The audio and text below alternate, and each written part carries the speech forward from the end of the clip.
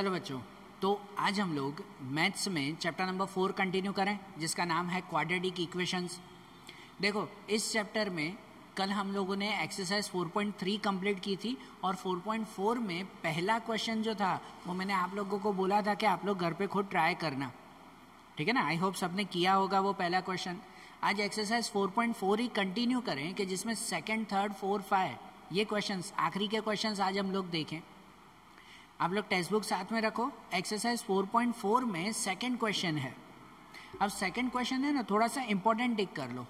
Important इसीलिए क्योंकि थोड़ा सा इसमें लॉजिक है शॉर्ट सम ही है, लेकिन थोड़ा सा लॉजिक है इसमें। तो वो लॉजिक हम लोग देखेंगे कि क्या दिया हुआ है। देखो टेक्स्ट बुक में देखो, सेकंड क्वेश्चन में क्या लिखा हुआ है। लिखा हुआ है कि find the value of k for each of the following quadratic equations so that they have 2 equal roots. यहां पर आपको क्वाड्रेटिक इक्वेशंस दी गई है, उसमें के की वैल्यू फाइंड करनी है, बराबर। जैसे देखो आपका पहला क्वेश्चन उसमें दिया हुआ है कि जिसमें लिखा हुआ है 2x² plus kx plus 3 equal to 0, ऐसे लिखा हुआ है। ये इक्वेशन दी गई है ना, कि जिसमें हमें ये k की वैल्यू फाइंड करनी है, बराबर। ये वैल्यू हमें ढूंढनी है और उसके लिए है ना, ये वैल्यू ढूंढने के लिए आपको एक कंडीशन, एक सिचुएशन दी गई है कि लिखा हुआ है दे हैव 2 इक्वल रूट्स, कि मतलब इसकी जो भी x की फाइनल वैल्यू होगी ना, वो दोनों वैल्यू इक्वल होगी। 2 इक्वल रूट्स मतलब इक्वल वैल्यूज। अब ये इक्वल रूट्स के लिए अगर आप लोगों को ध्यान हो तो हम लोग क्वाड्रेटिक फार्मूला मेथड उसमें जब डिस्क्रिमिनेंट फाइंड करते हैं, डिस्क्रिमिनेंट मतलब कि d ढूंढते हैं, तो उसे d की अलग अलग कंडीशन लिखवाई दी ना, बराबर ना। कि जिसमें एक कंडीशन d लेस देन 0 अगर माइनस में आता हो, या एक कंडीशन में d इक्वल टू 0 हो अगर, या एक कंडीशन में d ग्रेटर देन 0 हो, ऐसे लिखवाई थी ना अलग अलग कंडीशन। उन कंडीशन के हिसाब से इक्वल रूट्स वो किस में आते हैं, यहाँ आपको क्वेश्चन में पहले ही कंडीशन दी गई है कि दे हैव इक्वल रूट्स। तो इक्वल रूट्स कब होते हैं? तो इक्वल रूट्स होते हैं कि जब d इक्वल टू 0 हो। क्या हो? d इक्वल टू 0, तो वो इक्वल रूट्स कहलाते हैं। सही बात कि नहीं? मतलब एक कंडीशन आपको यहाँ पे दी हुई है कि यहाँ पे d इक्वल टू 0 है, और d की फॉर्मूला क्या आती है? d की फॉर्मूला आती है b² minus 4ac equal to 0 ही बनेगा। d की फॉर्मूला ये आती है ना, b² माइनस 4ac, बराबर। तो मतलब इस फॉर्मूला में, ये d की ये फॉर्मूला में a b c उसकी वैल्यू हम लोग रखेंगे तो हमें k भी मिल जाएगा। समझ आ रहा है? सिंपल ही है, शॉर्ट ही है, लेकिन ये लॉजिक इसमें ध्यान रखना। ये आपको कितनी बार 1 मार्क में भी पूछते हैं कि अगर कोई इक्वेशन के इक्वल रूट्स हैं तो उसकी कंडीशन बताओ। तो अगर इक्वल रूट्स हो तो उसमें d इक्वल टू कितना होगा? हमेशा 0 होगा। तो ये रूल रखकर हम लोग यहाँ पे k ढूंढेंगे। अब कैसे? तो देखो प्रैक्टिकल देखते हैं कि यहाँ पे तो सबसे पहले जो इक्वेशन दी गई है ना, उसमें ये a b c की वैल्यू नक्की कर लें कि a की वैल्यू कितनी हुई? 2, a की वैल्यू 2 हुई। b की वैल्यू कितनी हुई? k। b की वैल्यू x के साथ ये k कहलाया ना, और c की वैल्यू कितनी हुई? 3। ABC हो गया।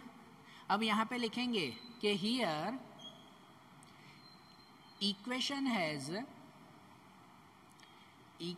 Has equal roots. क्या लिखेंगे? Equation has equal roots. Question में ही दिया हुआ है ना कि इस इक्वेशन के इक्वल रूट्स हैं। अगर इक्वल रूट्स हैं कि सो d इक्वल टू 0, बराबर। क्वेश्चन में ही दिया हुआ है कि उसमें इक्वल रूट्स हैं, मतलब d इक्वल टू 0 होगा। और अगर d इक्वल टू 0 होगा तो d की फॉर्मूला क्या? b² माइनस 4ac, वो भी इक्वल टू 0 कहलाया। ठीक है, कि अगर d इक्वल टू 0 मतलब b² minus 4ac equal to भी 0 हुआ। समझ आई बात है? अब अगर ये 0 हुआ ना, तो यहाँ a b c की ये वैल्यू रख देना तो k मिल जाएगा। इसको मैं यहाँ कंटिन्यू कर रहा हूँ। तो देखो सबसे पहले b², तो b² में b की वैल्यू क्या है? k। तो b² मतलब यहाँ पे लिख सकते हैं हम लोग k²। ओके, ये b की जगह पर k लिख दिया। माइनस 4ac, तो -4 ऐसी मतलब -4 ए की जगह पे लिखेंगे हम लोग 2, ए की जगह पर 2 और सी की जगह पर 3, ठीक है, ए की जगह पर 2 और सी की जगह पर 3 ऐसा लिखेंगे ना, इक्वल टू 0। तो यहाँ पे सॉल्यूशन हो जाएगा कि ये के स्क्वायर माइनस इन तीनों का मल्टीप्लाई, 4 2 ज़ा 8, 8 3 ज़ा 24, के स्क्वायर माइनस 24 इक्वल टू 0, कि जिसमें अगर के फाइंड करना हो तो ये 24 उस साइड जाएगा, कि के square equal two plus 24 minus 24 उस साइड गया ना, तो ये के स्क्वायर, तो उसका क्या ढूंढना होगा, स्क्वायर रूट ना, के स्क्वायर का क्या करना होगा, स्क्वायर रूट करना होगा।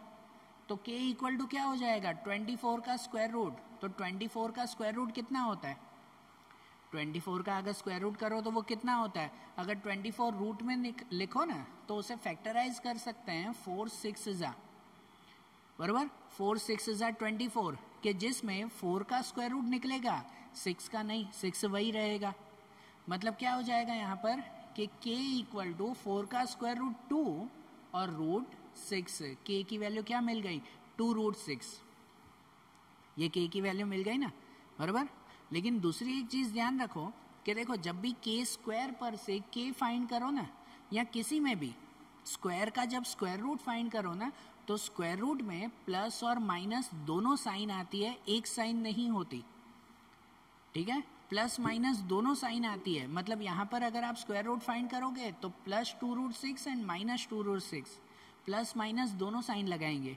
क्यों पता है, चलो एक एग्जाम्पल देते हैं कि जैसे अगर 16 है, सपोज ऐसा होता के स्क्वायर इक्वल टू 24 की जगह 16 होता, ठीक है, जस्ट एग्जाम्पल, तो k इक्वल टू कितना होता है, 16 का स्क्वायर रूट 4, लेकिन उसे सिर्फ 4 नहीं, +4 और -4 दोनों कहेंगे, ठीक है, क्योंकि +4 का स्क्वायर करो ना, +4 का स्क्वायर करो तो भी 16 होता है, और -4 का भी स्क्वायर करो ना तो भी माइनस माइनस प्लस 16 होता है, ठीक है, कि प्लस का स्क्वायर भी वही आता है, माइनस का स्क्वायर भी वही आता है। इसी वजह से जब भी स्क्वायर रूट निकालो ना तो उसमें प्लस माइनस दोनों साइन लगेगी। ये जनरली ऐसे शॉर्ट सम्स के लिए या तो एमसीक्यूज के लिए, बराबर ना, हर एक में नहीं, बाकी सब में नहीं।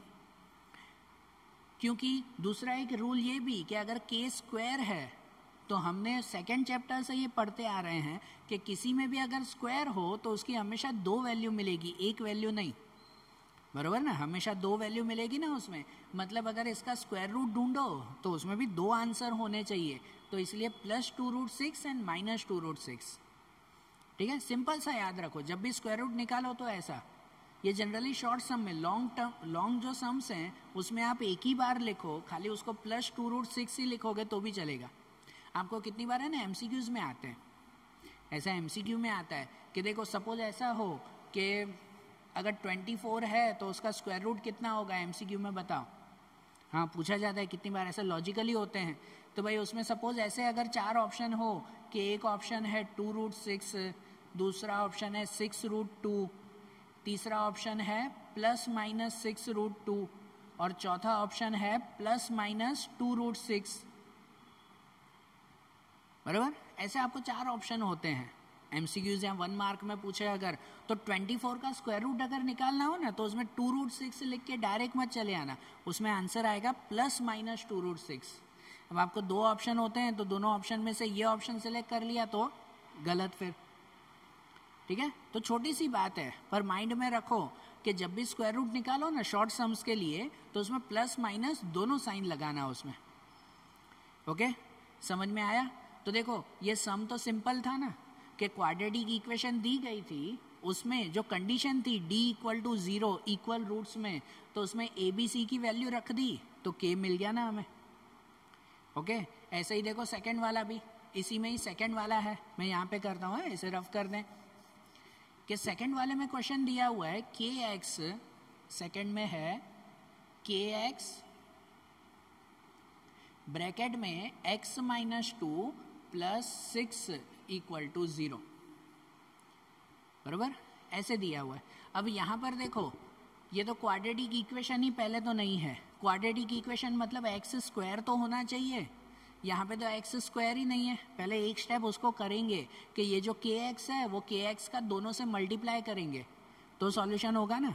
मतलब यहाँ पे ऐसे हो जाएगा कि इसी स्टेप में के एक्स को एक्स से मल्टीप्लाई करो तो के एक्स स्क्वायर, और के एक्स को 2 से मल्टीप्लाई करो तो minus two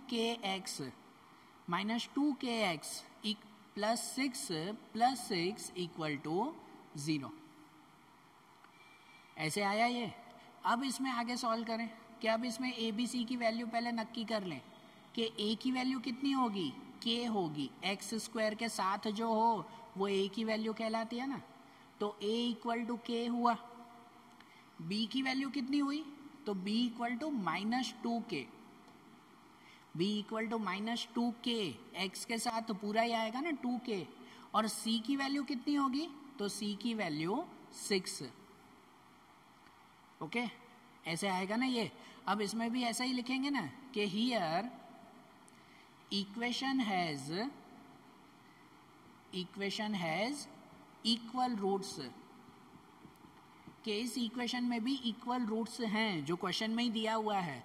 so d equal to 0, तो d इक्वल टू 0 हुआ, सो b² minus 4ac equal to भी 0। d की फॉर्मूला कि b² माइनस 4ac वो भी 0 ही कहलाएगा। ठीक है, तो अब यहाँ पे ए बी सी की वैल्यू रख देना। ए बी सी की अगर वैल्यू रखें तो b पे क्या लिखा जाएगा, यहाँ पर -2k, तो b पे लिखेंगे -2k² माइनस 4। a पे क्या लिखेंगे, तो a पे लिखेंगे ओनली k, और c पे क्या लिखेंगे, तो c पे लिखेंगे 6 इक्वल टू 0। ऐसे पूरा हुआ। जो इसको अगर आगे करें तो -2k², तो 2 का स्क्वायर कितना होगा 4, माइनस का प्लस हो जाएगा, स्क्वायर करो तो माइनस माइनस प्लस 4, और यहाँ पे k² 4k² माइनस यहाँ पे हो जाएगा 4 6 जा 24k इक्वल टू 0। बराबर, ये हुआ। अब इसमें क्या, अब इसमें नेक्स्ट कैसे सॉल्यूशन करें, तो जब 2 ही टर्म बचते हो ना तो उसमें से कॉमन निकाल दिया करो। इसमें k की वैल्यू ढूंढने के लिए क्या करेंगे, कॉमन निकालेंगे। तो दोनों में से क्या कॉमन आ रहा है, देखो दोनों में से अगर नंबर में देखो ना तो 4 4 कॉमन है, दोनों 4 की टेबल में आता है ना, ये भी आता है और ये भी 4 6 जा होता है ना ये। और दूसरा k दोनों में कॉमन है, k² और k, तो छोटा नंबर k कॉमन हुआ उसमें। मतलब यहाँ पे कॉमन क्या निकलेगा पता है, कॉमन होगा 4k। क्या कॉमन होगा, 4k।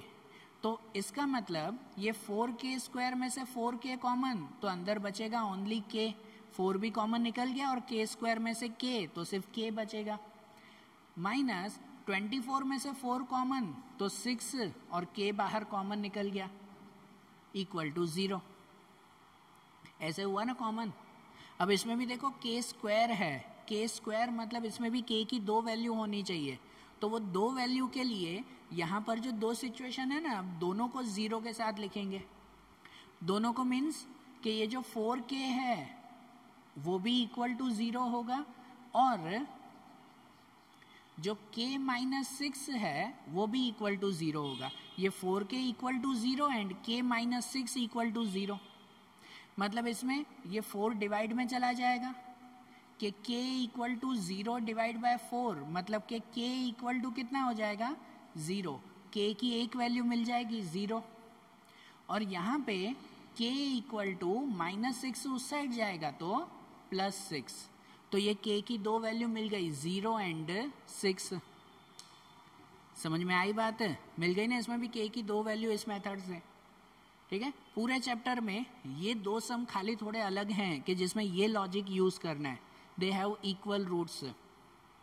बराबर, एग्जाम में आए तो इस सम में कंफ्यूज मत हो जाना। समझ में आ रही है ना बात। तो देखो अब जैसे ये सेकंड क्वेश्चन देखा, अब ऐसे ही आपके एक्सरसाइज 4.4 का अब थर्ड क्वेश्चन देखें। ठीक है, देखो कि अब ये थर्ड वाला क्वेश्चन देखें। देखो इसमें क्या लिखा हुआ है, लिखा हुआ है कि is it possible to design a rectangular mango grove whose length is twice its breadth and the area is 800 meter square। यहाँ पे ऐसा लिखा हुआ है कि क्या एक रेक्टेंगुलर मैंगो ग्रूव मतलब जो आम का बगीचा बनाते हैं, ठीक है, रेक्टेंगल शेप में, कि जिसकी लेंथ उसकी ब्रेथ से 2 टाइम्स है, ठीक है, डबल है ना, ट्वाइस, और जिसका एरिया दिया हुआ है 800 मीटर स्क्वायर, तो हमें उसकी लेंथ और ब्रेथ फाइंड करनी है। देखो अब ये जो आखिरी के तीनों क्वेश्चन हैं वो प्रॉब्लम सम्स हैं। हमने हर एक एक्सरसाइज में जैसे प्रॉब्लम सम्स किए हैं, तो उसमें कैसे कि मैं आपको इक्वेशन कैसे बनानी है वो मैं आपको बता रहा हूँ, फिर आगे सॉल्यूशन आप लोग कोई भी मेथड से करो, ठीक है। तो यहाँ पर भी इक्वेशन कैसे बनानी है वो मैं आपको बता रहा हूँ। तो जैसे कि थर्ड में इसमें लिखा हुआ है ना कि लेंथ एंड ब्रीथ हमें फाइंड करनी है, और लिखा हुआ है कि लेंथ उसकी ब्रीथ से ट्वाइस है, लेंथ डबल है, तो हम लोग ब्रीथ को एक्स से सपोज करें ना, ऐसे लिखें यहाँ पे क्वेश्चन नंबर 3 में कि लेट के ब्रेथ इक्वल टू एक्स, ठीक है, कि अगर ब्रेथ को एक्स सपोज करें तो लेंथ कितनी हो जाएगी, उसकी ट्वाइस दी हुई है कि लेंथ इक्वल टू 2x हो जाएगा, उसकी ट्वाइस मतलब कि 2x, और साथ में दिया हुआ है उसका एरिया 800 है, तो एरिया 800, तो यहाँ पे लिख सकते हैं ना कि area of rectangle equal to 800। अगर एरिया 800 है तो एरिया की फार्मूला क्या आती है, length multiply breath.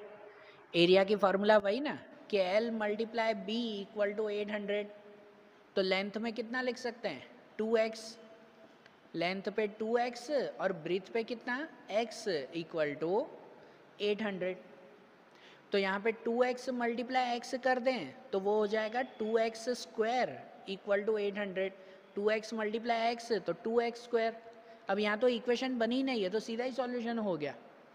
Quadratic equation के लिए 3 टर्म तो होने चाहिए, यहाँ तो डायरेक्ट हो गया, इसमें तो x सीधा ही मिल जाएगा कि देखो 2x स्क्वायर इक्वल टू 800, तो जिसमें से ये 2 डिवाइड में चला जाएगा, ठीक है, 2 अगर डिवाइड में चला जाए तो 800 डिवाइड बाई 2 कितना हो जाएगा, एक्स स्क्वायर इक्वल टू 400 हो जाएगा, ऐसे हो जाएगा ना, एक्स स्क्वायर इक्वल टू 400, और उसका अगर स्क्वायर रूट निकालो तो x equal to 20, x square equal to 400 तो x इक्वल टू कितना 20। यहाँ तो इक्वेशन बनी नहीं, सीधा सॉल्यूशन ही मिल गया x का, बराबर, शॉर्ट सम ही दिया हुआ था, डायरेक्ट सॉल्यूशन आ गया ना हमारा x, ठीक है ना। अब देखो यहाँ पर है ना, इस सिचुएशन में जब ऐसे लॉन्ग सम्स हो तो यहाँ एक्स स्क्वायर इक्वल टू 400, तो उसका स्क्वायर रूट निकाला 20, 400 का स्क्वायर रूट 20, तो यहाँ प्लस माइनस लिखने की ज़रूर नहीं है, यहाँ प्लस ही आएगा। क्यों, क्योंकि आप लेंथ और ब्रीथ फाइंड कर रहे हो। जब रेक्टेंगुलर बगीचा है तो उसकी लेंथ -20 हो सकती है, माइनस में आ सकती है उसकी वैल्यू, नहीं ना, तो यहाँ फिर लिखने की ज़रूरत ही नहीं है, यहाँ पे सिर्फ +20। यहाँ अगर माइनस लिखो तो फिर वो एक सेंटेंस लिखना पड़ता है, the negative value of x is not possible, so x equal to +20। सही बात ना। तो ऐसे में नहीं, जब वो शॉर्ट सम्स थे ना जो पहले हमने देखे, उसमें उसको प्लस माइनस डिस्क्राइब करना होता है, ठीक है। तो यहाँ तो x मिल गया सीधा, x इक्वल टू 20, तो उस पर से लेंथ और ब्रीथ वो दोनों ही मिल जाएगी ना, कि अगर x इक्वल टू 20 मिल गया तो इसका मतलब कि ब्रेथ कितनी हो जाएगी, ब्रेथ x दी मतलब कि 20 मीटर्स, बराबर, और लेंथ कितनी हो जाएगी, तो लेंथ उसकी ट्वाइस मतलब 20 का डबल, वो कितना हो जाएगा 40 मीटर्स हो जाएगा, ठीक है ना। तो यहाँ तो आपका डायरेक्ट सम ही हो गया, लेंथ और ब्रीथ दोनों मिल ही गई। इसमें तो पूछा हुआ था उल्टा, क्वेश्चन में तो ऐसे था कि इज़ इट पॉसिबल, क्या ये सम पॉसिबल है, तो उसको सम करते जाते हैं, अगर सम नहीं हो रहा आगे अटक जाए तो मतलब वो पॉसिबल नहीं है, लेकिन ये तो हो ही गया ना, पूरा ही सम हो गया, इक्वेशन भी नहीं बनाई हमने, ऐसे ही सॉल्व हो गया, ठीक है। तो जैसे थर्ड हो गया ना, तो फोर्थ वाला देख लें कि फोर्थ में क्या दिया हुआ है। क्वेश्चन 4 में ऐसा लिखा हुआ है कि is the following situation possible, इसमें भी यही पूछ रहे हैं कि is the following situation possible, if so determine their present ages. लिखा हुआ है उसमें, the sum of the ages of 2 friends is 20 years, 4 years ago the product of their ages in years was 48, बराबर। क्या लिखा हुआ है कि कोई 2 दोस्त हैं, दोनों की एज का टोटल, अभी प्रेजेंट एज, दोनों की एज का टोटल वो 20 है, बराबर, जिसमें लिखा हुआ है 4 साल पहले 4 साल पहले दोनों की एज का मल्टीप्लाई 48 था, तो हमें दोनों की एज ढूंढनी है। तो उसकी इक्वेशन कैसे बनाएंगे पता है? जैसे यहाँ नंबर 4 लिखें कि सपोज करें let age of first friend, कि जो उसमें पहला दोस्त है उसकी एज अगर x सपोज करें, तो एज ऑफ सेकेंड फ्रेंड, दूसरे फ्रेंड की एज कितनी होगी? y? नहीं ना, अभी नहीं, इसमें तो x ही सपोज करना है ना, y तो आएगा ही नहीं ना। तो कैसे सपोज करेंगे? उसके लिए यहाँ कंडीशन दी गई है ना कि दोनों की एज का प्लस वो 20 है। पहली कंडीशन दी गई है ना कि दोनों की एज का टोटल 20, तो उसमें से अगर एक को x सपोज करो तो दूसरे को सपोज करने के लिए ये x माइनस में चला जाएगा, तो दूसरा कितना सपोज होगा? 20 माइनस एक्स, जो पहले ही हमने इतनी बार बताया है कि अगर प्लस में दिया हुआ है तो उसे माइनस में सपोज करो। तो मतलब दूसरा क्या सपोज हो जाएगा? 20 माइनस एक्स। ठीक है, समझ आई ना बात? ऐसे दिया हुआ है। और आगे कंडीशन ऐसे लिखी गई है कि 4 साल पहले दोनों की एज का मल्टीप्लाई 48 था। तो 4 साल पहले मतलब अब इन दोनों का 4 साल पहले की एज ढूंढनी है। 4 साल पहले की एज ढूंढनी है तो क्या करेंगे? दोनों में 4 माइनस कर देंगे, ऐसा ही करेंगे ना। मतलब यहाँ पे अब लिखेंगे कि 4 years ago age of first friend, कि अब पहले की एज कितनी होगी? तो वो होगी x minus 4। Age of first friend x minus 4 होगी, and age of second friend, दूसरे की अगर एज ढूंढो तो वो 20 माइनस एक्स तो है ही, उसमें माइनस 4 होगा, बराबर। 20 माइनस एक्स है, उसमें भी माइनस 4 ना, 4 साल पहले की एज, मतलब यहाँ पे 20 माइनस 4 हो जाएगा 16 माइनस एक्स, ये हो गया 16 माइनस एक्स। समझ में आई बात? अब ये भी कंप्लीट। तो अब यहाँ इक्वेशन के हिसाब से लिखा हुआ है कि 4 साल पहले जो दोनों की एज थी ना, वो दोनों का मल्टीप्लाई 48 है।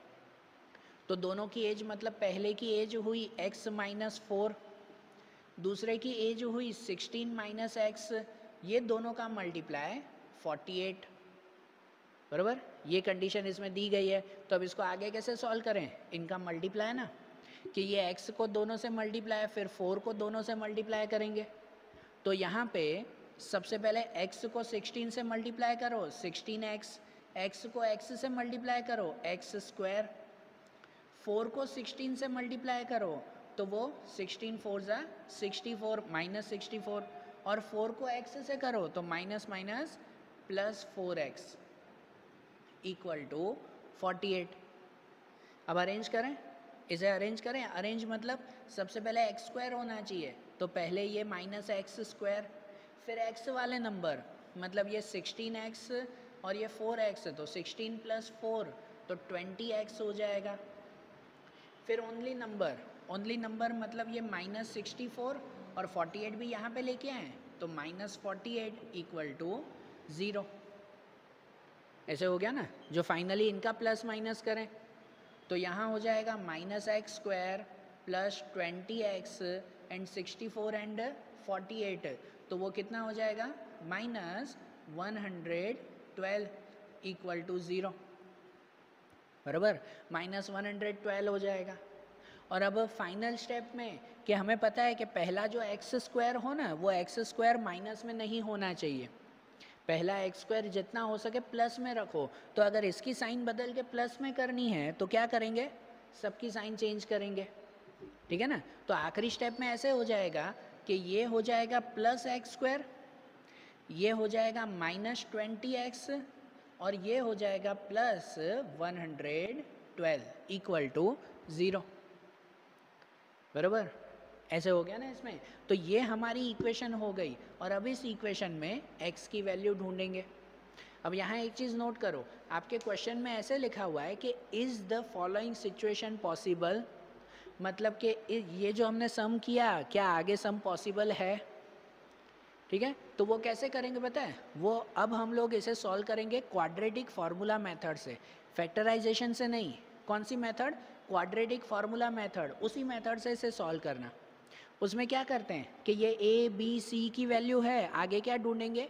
डी की वैल्यू, डी की वैल्यू ढूंढेंगे ना। और अगर डी की वैल्यू माइनस में आती है ना, निगेटिव में आती है, तो लिखेंगे this situation is not possible, आगे सम होगा ही नहीं। पूछा हुआ है ना, is the following situation possible, क्या ये पॉसिबल है? तो इसमें डी ढूंढो पहले। अगर डी माइनस में आया तो लिखना this situation is not possible, आगे सम करेंगे ही नहीं। और अगर डी प्लस में आया तो फिर आगे जैसे एक्स की वैल्यू ढूंढते हो अल्फा और बीटा, वो आगे सम करना। बराबर, तो सिंपल खाली इसे क्वाड्रेटिक मेथड से सॉल्व करो, जो भी आगे हो।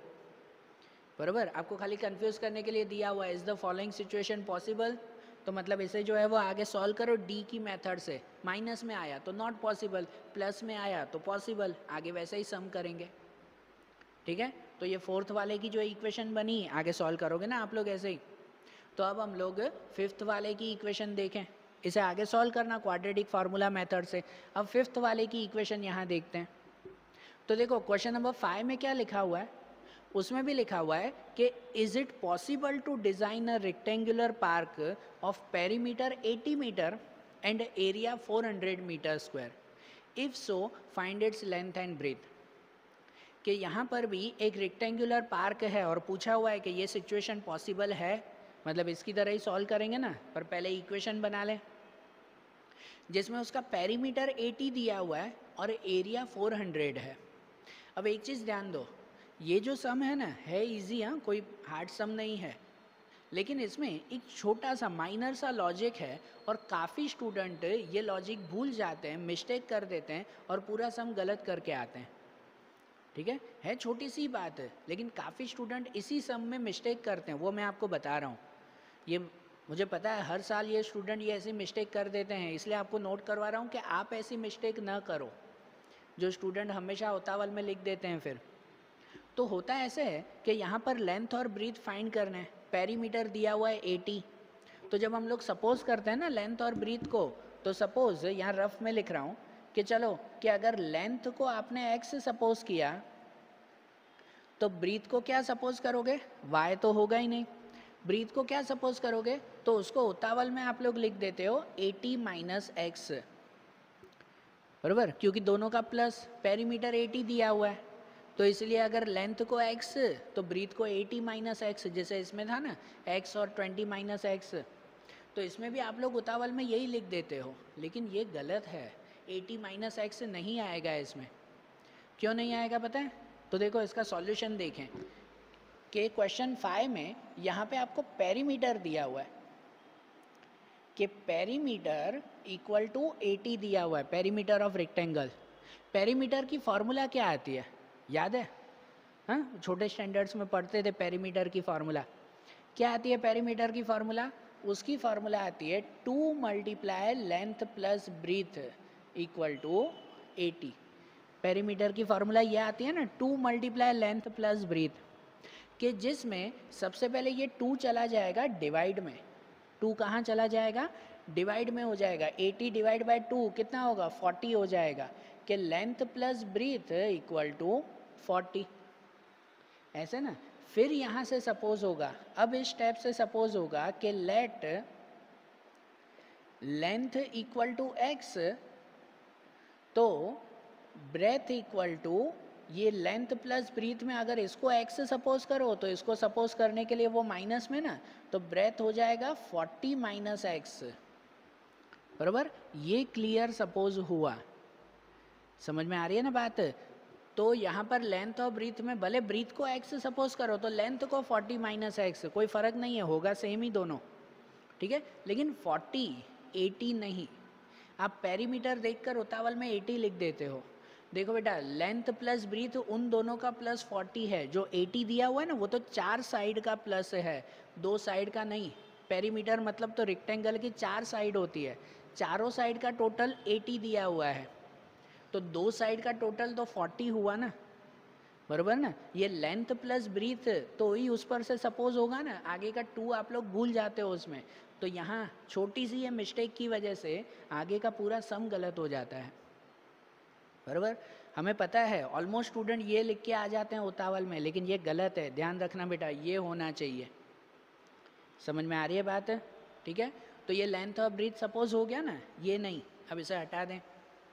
तो अब उसके बाद आगे सम करें कि आपका एरिया दिया हुआ है कि एरिया 400 ऐसा लिखा हुआ है, तो अब इक्वेशन बन जाएगी कि एरिया इक्वल टू 400 दिया हुआ है, तो एरिया की फॉर्मूला क्या, length multiply breadth equal to 400, L multiply b ना, तो जिसके अंदर यहाँ एल पे लिख देंगे ये एक्स और ब्रेथ पे कितना 40 माइनस एक्स इक्वल टू 400। ठीक है, तो यहाँ पर ये x का दोनों से मल्टीप्लाई, x को 40 से मल्टीप्लाई तो 40x, x को x से मल्टीप्लाई तो minus x square equal to 400।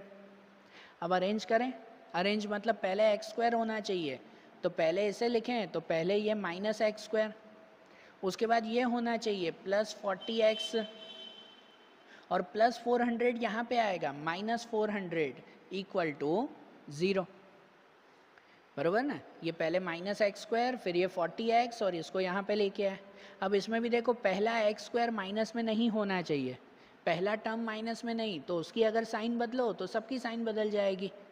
मतलब अगर इस एक्स स्क्वायर को प्लस में करो, प्लस एक्स स्क्वायर, तो ये हो जाएगा माइनस 40x और ये हो जाएगा प्लस 400 इक्वल टू 0। ये इक्वेशन बन गई ना। अब ये जो इक्वेशन बनी तो अब इसे सॉल्व करेंगे। अब इसमें भी पूछा हुआ है कि is the following situation possible, तो इसका मतलब इसे भी क्वाड्रेटिक फार्मूला मेथड से सॉल्व करना। क्वाड्रेटिक फार्मूला मेथड से इसे सॉल्व करोगे ना, तो अगर d निगेटिव आया, d का आंसर माइनस में आया, तो मतलब ये सिचुएशन पॉसिबल नहीं है, और अगर d का आंसर प्लस में आया या 0 आया तो ये पॉसिबल है, फिर आगे सॉल्व करेंगे उसे। क्लियर, समझ में आई ये इक्वेशंस भी? बराबर ना। तो देखो आज यहाँ पर ये हमारा चैप्टर कंप्लीट हुआ, और आज जैसे हमने ये सब सम्स देखे ना, अब ऐसे ही मैथ्स के दूसरे चैप्टर्स, दूसरे सम्स, वो अब हम लोग अगले वीडियोस में देखेंगे। Okay, thank you.